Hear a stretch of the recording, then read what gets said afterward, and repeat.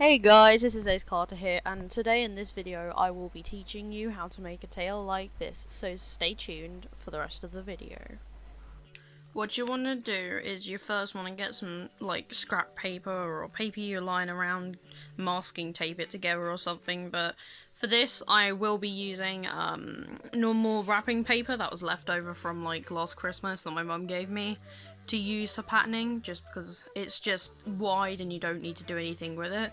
So what you're gonna want to do is first make off like a basic shape of a tail. So what you want to do is use a pencil, make the main shape, make the basic shape until that's the shape of your tail. So you're gonna want to like draw it out in pencil and then go over the main outline in pen.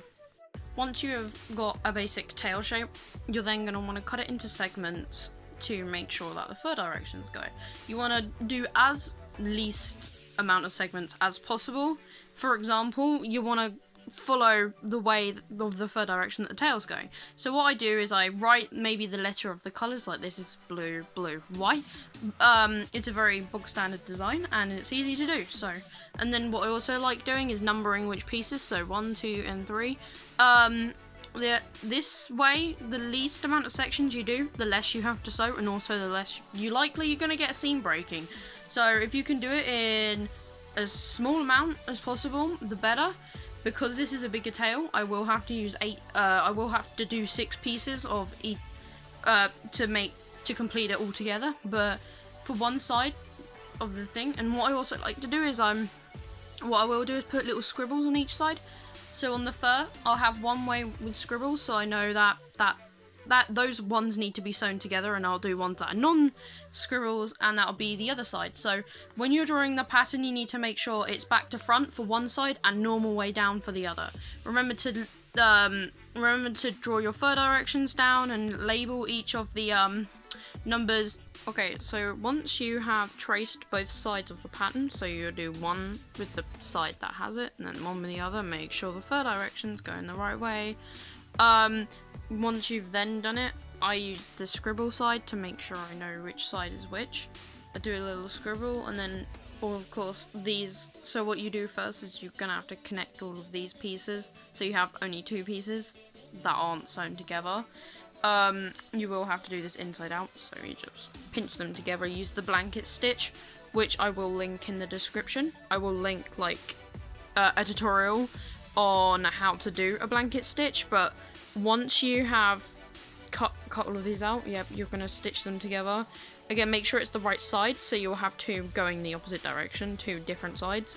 Okay, so once you are at this stage and you've sewn all your pieces together with a blanket stitch, alright, you're then going to want to pin everything and sew everything around here apart from this bit. So you're going to want to pin them inside out and not sew this bit here, so you can end up turning it inside out and put the strapping on and stuff it. Make sure that you keep as much, when you're pinning it, make sure you push the fur inside, and so there's less fur you have to brush out. When I mean brushing out fur is when you get a slicker brush and pull the fur out the seams. I've already done this, but you'll need to do that. And so once you have done that, you are going to want to put the 2 sides. Obviously, you put them together like this. So they're the wrong way. So the backing's facing out, and then you want to sew everything apart from the top. Okay, so once you've pinned it all like this, make sure the fur is tucked in as much as possible. You don't want to sew this up again, as I was saying. I've already started sewing it, but you want to kind of keep them quite close together and really neat. So just go ahead and sew all the way up without getting the fur caught. Okay, so once you have sewn everything and left the hole, what you are now going to do is turn it inside out completely. So I often use a pen to help push this bit through.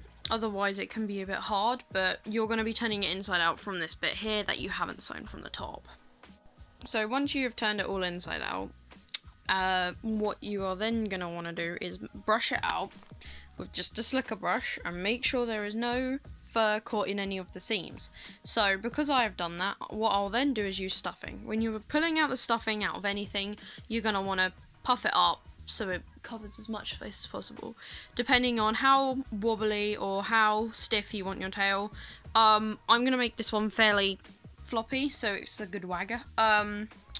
So it can wag better. But for that, you're not gonna want to stuff it as much as one that maybe is a bit more stiffer, but that it's total preference, to be honest. Once you have brushed out the tail again to make sure all the thing has come out, and once you have stuffed it, what you are then going to want to do is get roughly around about 1 inch elastic and cut 2 inches of it, the width length. And what you're going to do is you're just going to double it over like this, and this is how I do it. There's a different way to do it. You can sometimes get fleece and like cut a circle and pin it there, but I don't do that. But when it comes to belt loops, I would often recommend doing more than one. If you're gonna do only one, it has to be a nubtail really, unless if it's super thick elastic. But if one then snaps, it would still be attached, and it wouldn't like, it wouldn't just be left behind. So you're gonna want to fold it up and then sew it, just with a normal blanket stitch again. Okay, so now that you have your loops sewn together, you are now going to want to grab the tail, pin all of these across, or if you don't have pins, then you can kind of just, if you don't have these kinds, you can kind of just also use normal pins, or you can also just kind of wing it from one side to the other, which sometimes I do. But I'm pinning these. You're going to want to do blanket stitch from here to here again. This can be hard. Remember to use a slicker brush to brush back the fur, and yeah, I'll get back to you once I've done that.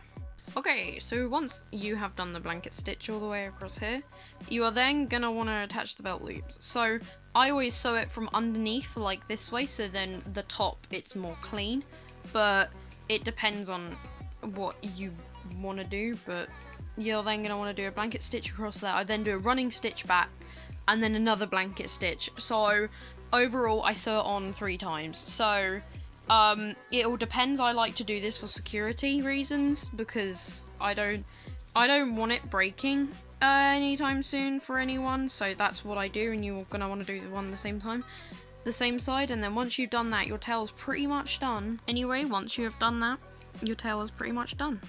The belt loop should be very secure on, and should be nice and puffy. Anyway, my name is Ace Carter, and that has been how I make my tails. Be sure to subscribe and hit the like button if you enjoyed the video. Let me know in the comments if you want to know how to make any other parts of a fursuit. I'd be willing to do a tutorial on. I always enjoy helping people, so remember to like and subscribe, and have an amazing day. See you guys later.